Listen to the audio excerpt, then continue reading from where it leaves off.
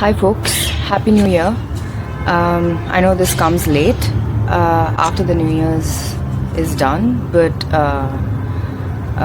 nevertheless, Happy New Year from my end. Myself, Norita Roy Chaudhary, and if you're watching me for the first time on social media, welcome to Planet Decolonize, which is nothing but a consciousness-raising project on the socio-ecological crises affecting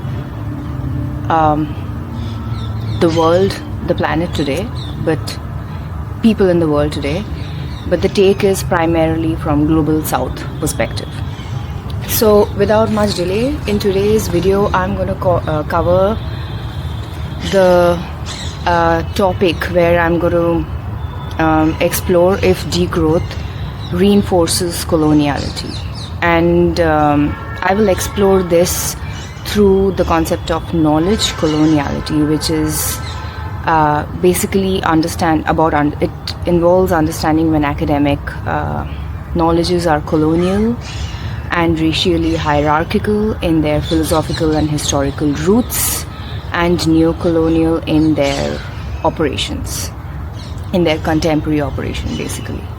So I will read this out from the notes that I have made from reading several papers and books by post-colonial scholars throughout my doctoral study and beyond. And I will explore knowledge coloniality through 5 points and then move into the question of understanding whether degrowth is a colonial concept. So the first point is about understanding how concepts present themselves. And the first point is false universalism, inclusivity, and claims of originality. So through this point, what I want to argue, or rather communicate, is that an academic concept can be considered as colonial when it presents Euro-American historical experiences, knowledges, and norms as objective, original, and universally applicable. Such concepts often perform inclusivity while implicitly centering elite white male perspectives and interests as the normative standard, thereby rendering other experiences and social realities as deviations from the white standard. So the second point, moving on to the second point, is about how knowledges are ranked. So an academic concept can be argued as reinforcing coloniality when they promote Euro-American epistemic or knowledge supremacy. Now, what do I mean by this?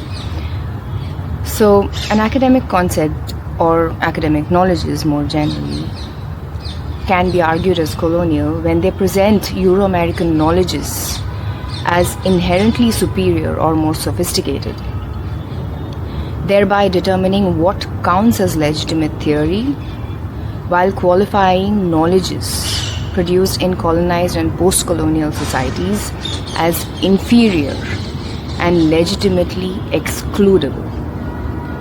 By doing so, it relegates intellectual traditions in the Global South to the realm of exotic culture, religion, or empirical data, rather than recognizing them as theory in their own right. Now coming to the third point, which is about how concepts and theories can be extractive and therefore colonial. I cover this within the title of Epistemic extractivism. So concepts can be colonial when knowledge is produced through direct and indirect processes of extraction and expropriation that draw on racialized labor and Global South experiences, while stripping them of their historical roots and philosophical assumptions. at the same time without engaging in ethical and sustainable practices of recognition, compensation, reciprocity, and co-authorship, co-creation, or co-theorization, whatever the context may be. Now, the fourth point is regards to how knowledges gain and maintain dominance or hegemony. I cover this within the title of Euro-American Material and Institutional Hegemony. So unlike earlier forms of academic imperialism based on direct coercion, contemporary Euro-American academic knowledge becomes hegemonic and dominant through soft power, economic resources, and structures of academic dependency. An academic concept becomes neo-colonial when it gains dominance through Euro-American institutional infrastructures such as elite universities, publishing systems, funding regimes, and disciplinary canons, materially sustained by wealth accumulated through histories of colonial capitalist violence and expropriation. So this dominance is maintained by treating Euro-American knowledge as universally legitimate while obscuring the economic, institutional, and historical conditions that enable its reproduction, and normalizing the ongoing destruction and marginalization of non-Western knowledges. Now, this brings me to the final point, to cover how concepts develop through false assumptions of global capitalist economic common sense. I cover this under the title of Globalizing Capitalist Logics. So, academic concepts can be argued as colonial when they actively or passively assume and normalize capitalist and neoliberal logics such as growth, accumulation, competition, market efficiency, and commercialization as universal modes of social organization and distributing resources, and as inevitable for collective well-being, ultimately obscuring marginalized economic knowledges or marginalized ways of understanding the economy. So these 5 points are basically precursors to sort of understand or assess if academic concepts and theories reinforce coloniality in this day and age. So once we understand these 5 concepts, which are interrelated, of course, they are not watertight, they are not watertight in the sense that each of these 5 points that I mentioned, they reinforce knowledge coloniality. And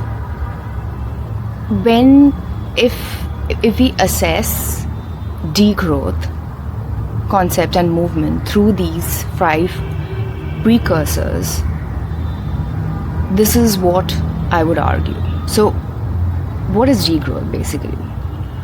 To redefine it, as I did in the previous videos, degrowth is nothing but intentional downscaling of economic activities, including production and consumption, to ensure socio-ecological justice within planetary boundaries. However, whether degrowth functions as an anti-colonial intervention or reinforces coloniality depends on how it is framed and mobilized globally.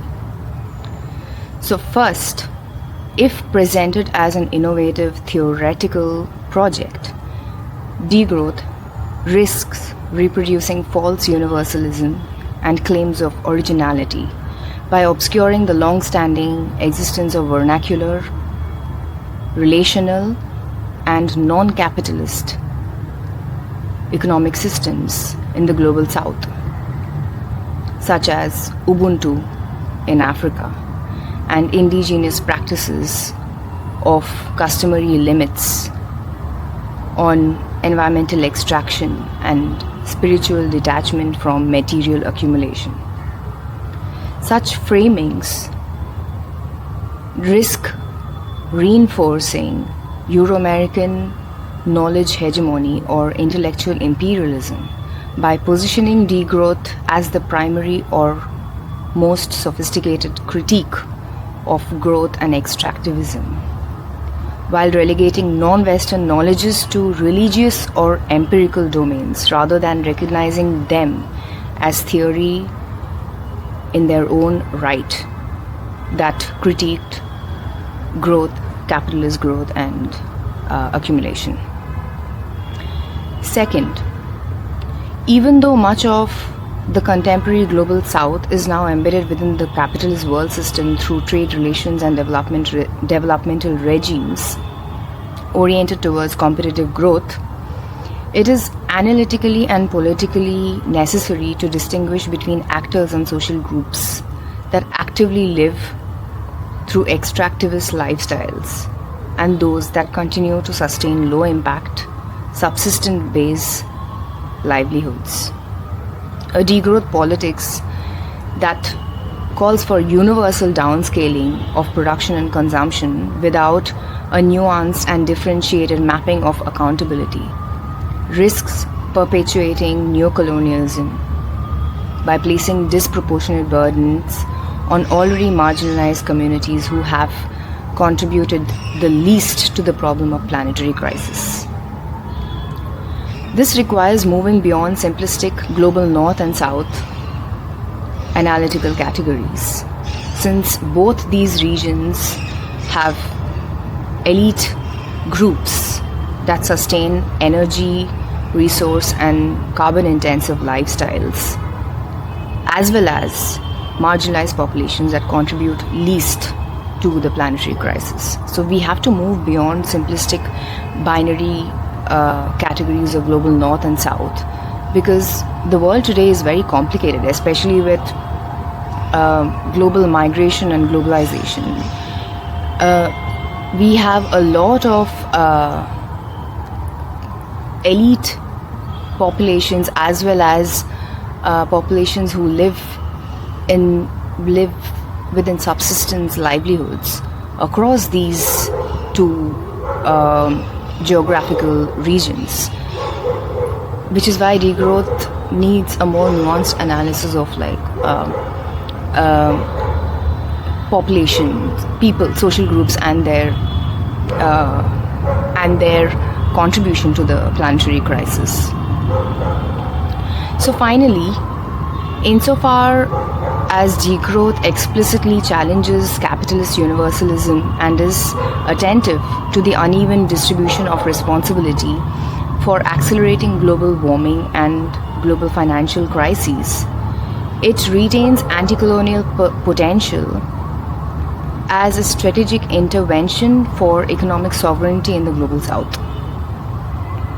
However, it is crucial to remember that degrowth is not equal to economic decolonization, simply because economic decolonization is a much more pluralistic project involving a plural understanding of the economy itself that is grounded in diverse, indigenous and marginalized knowledges beyond extractivist logics and Euro-American universities and standards. Summary of this video is to understand that as long as degrowth does not claim to be an original critique of capitalist growth, it is a useful and a strategic concept that can sort of enable economic globalization, economic decolonization in the global south, simply because economic growth as an objective of, as a economic growth as a means to achieve well-being was not indigenous to the global south. It's a colonial concept, and degrowth is a useful concept to the extent that it sort of makes this analysis problematic. And but beyond that, for degrowth to claim as the most sophisticated critique of capitalist economic growth, while ignoring indigenous and marginalized economic systems that have existed and that have always critiqued growth. If that marginalization happens through the evolution of degrowth movement, then that would be problematic. That's it from my end. Until then, peace.